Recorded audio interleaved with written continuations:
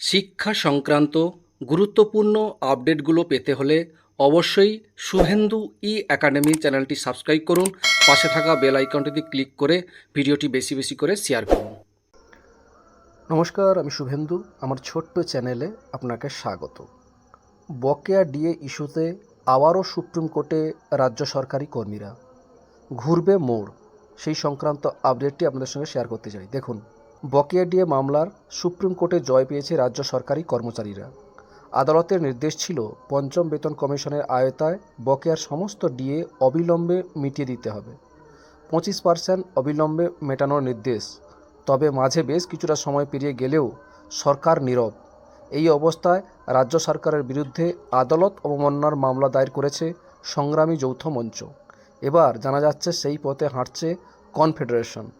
DA মামলায় জোড়া চাপে রাজ্য। জানা যাচ্ছে কনফেডারেশন অফ স্টেট গভর্নমেন্ট এমপ্লয়িজের আদালত অবমাননার মামলা দায়ের করতে চলেছে সুপ্রিম কোর্টে। সংগ্রামী যৌথ মঞ্চের পরপর এবার আদালত অবমাননার মামলায় কনফেডারেশনও। এই বিষয়ে ফেডারেশনের সাধারণ সম্পাদক মলয় মুখোপাধ্যায় সম্প্রতি জানান, আমাদের আইনজীবীরা বলেছেন অবমাননার মামলা ফাইল করে রাখা হোক। প্রথমে সংগ্রামী যৌথ মঞ্চ, আর এবার সেই পথে হেঁটে আদালতে confederation of state government employees. ফলত এই পরিস্থিতিতে রাজ্য সরকারের উপর চাপ আরও বাড়বে বলেই মনে করা হচ্ছে। গত 5ই ফেব্রুয়ারি বকেয়া ডিএ মামলায় চূড়ান্ত রায়দান করে সুপ্রিম কোর্ট। আদালতের নির্দেশ ছিল রাজ্য সরকারি কর্মচারীদের বকেয়ার 100% মেটাতে হবে। ডিএর 25% অবিলম্বে মিটিয়ে দিতে হবে। বাকিটা কিভাবে মেটানো হবে তা নিয়ে সিদ্ধান্ত নিতে হবে আগামী 6 মার্চের মধ্যে।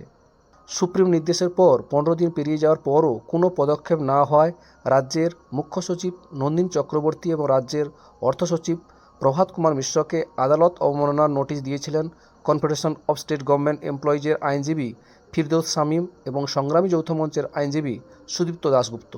তবে তারপরও উত্তর না মেলায় ফের আদালতে মামলা করছেন সরকারি কর্মীরা। চলতি সপ্তাহে আদালত অবমাননার মামলার শুনানির সম্ভাবনা। এবার এই মামলার কোনো মোড় নেয় সেটাই দেখার। এই ছিল একটি আপডেট আমাদের সঙ্গে শেয়ার করলাম। ভিডিওটি দেখার জন্য অসংখ্য ধন্যবাদ।